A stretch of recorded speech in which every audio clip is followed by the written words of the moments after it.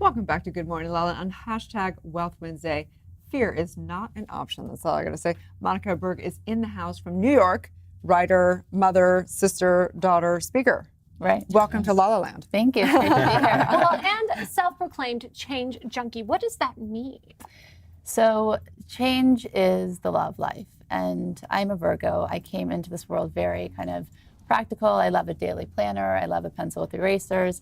I love a schedule. But I realized the only way to true happiness is to constantly seek change. We come in this world one way, and we're meant to leave it in a different way where we're transformed to our greatest self. So, when you do that, you actually become addicted to change. So I want to inspire everybody to do that, because if you think about it, if all of us woke up each morning and we chose to be kinder, radical kindness, show extreme compassion, chose to give when we really don't want to, what would the world look like around us? So that's the practice I do daily, internally, with everything that I do. And it's constant effort, but change is always happening. Our only choice is, do you direct the change in a way that helps you grow and that serves you, or one that you're constantly rejecting and running away from? So what was your personal journey to this awakening? Well, many. First of all, I don't believe in a life of suffering. I believe in purpose. I believe that everything happens for a reason. So in all that came to me, even the things that I didn't want, I had, and I've written about it in my book, I had anorexia when I was younger. My second son, I have 4 children, was born with Down syndrome. There were a lot of things that changed and things happened to me. And I realized that, okay, there's a gift in it. And it's my responsibility, if I want to have the best life, if I want to be joyful, if I want to be happy, is to see what that opportunity for growth is for me in that picture, no matter how it comes. Because they're all gifts. They're packaged in maybe something that we don't like the wrapping, right? But if you really open it, there's something so unique for your own growth and for your own happiness. And that really kind of inspired me to do that in every single thing that happens in my life. So question for you, for someone out there that is saying, oh yes, I want to change, I want to create, but I'm in a marriage where my partner does not want to change or evolve, what would you say to them? Well, change is always something internal, right? It's never external, not even a partner. Mm-hmm. So if you crave change, you create the change. And very often, it first is giving yourself permission to choose anything. You don't have to actually do that, but you have to entertain the idea. So maybe that person got married when they were 16 and they didn't have the perspective to know what really they desire in a mate. They didn't really know themselves, right? Mm-hmm. So maybe they attracted the wrong kind of person. I did that. Most of us have done that, whether we married them or not. Yeah. We've attracted that kind of relationship into our life. And then, of course, that changes us through the process. And if we don't stop to pay attention to the things that we believe and redirect our thoughts, then we become somebody we may not even recognize and may not be happy with. Mm-hmm. So I'm not saying that they should or shouldn't leave their partner. I'm saying actually give yourself permission that that's an option. Everything is an option. And when you do that, then change becomes fluid.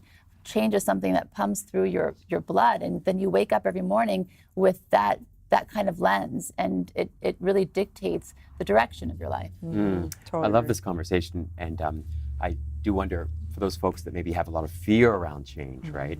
What can you recommend for those folks to get over or past the fear so that they can sort of embrace the change that they want to create in their life? Well, that's why I wrote a book about fear. Everybody has that. Everybody fearful. Our choice. Everything that my message is about shifting consciousness. It's our strongest tool that we have, and our strongest ability that we have is to change the way that we think. So I always put things into perspective.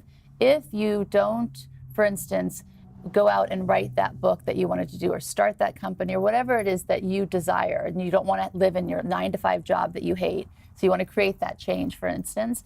So I asked yourself the question, if I don't do this, what does my life look like in 1 year from now, in 5 years from now, in 10 years from now? And sit with that reality. For me, that's much more terrifying and painful to know that I really know I'm destined to do something better. I crave it, I desire it, I'm passionate about it, but fear is stopping me. I think that's a sobering thought. So then if you look at both, well, obviously it would make more sense. Then you envision your life in 1, 5, 10 years from now if you remove the fear. Yeah, we call it the gap, creating that gap to create a commitment, for sure. So people that come to work with you, what would you say is their greatest struggles?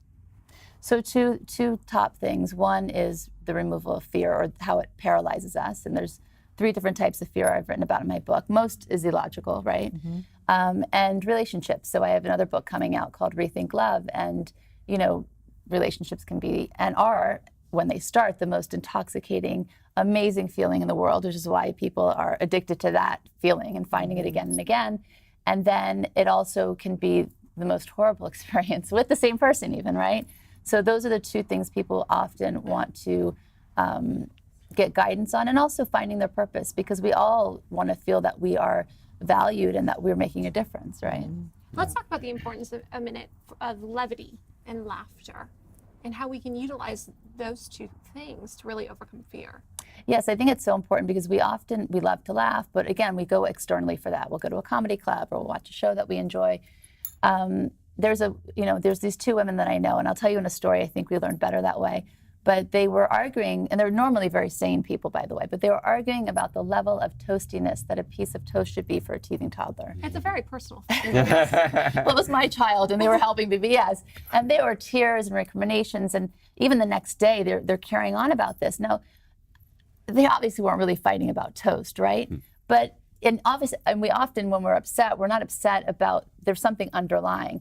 But if in that moment you can inject laughter and levity, you already are halfway past it, and then you can analyze later, okay, why did that really bother me? I remember a few summers ago, my 3 older kids were at sleepaway camp, and we had the toddler in the car with us, and it was like a 7-hour drive back because the traffic was horrible. It was 95 degrees in New York summer, and we were full of like dirt and sweaty, and my little one she threw up in the car. I mean, anything that you could put in this mix, and I was getting irritated. I mean, with all the tools that I have, I was just like, oh my God, I don't know if I can make this right. And then the navigation, GPS, her voice was really bothering me. She was like yelling at me. That's the way I heard it, right? Because I was already upset about all these other things that were happening. So then I thought, okay, what can I do? So my husband and I were very similar in this way. We started to look at the other voices for GPS, and we found like a Justin Timberlake one that he's like singing. He's singing, wow. Turn left, turn right. We started laughing, and we started playing around with all different kinds of ones. And that laughter and it took it all away. There was no more chaos in the car. So great. I love that. What a great story. Yeah. Absolutely. I've read too that you're very involved with Kabbalah. Could you share a little bit about the practice of Kabbalah and how it's affected your life? Yes.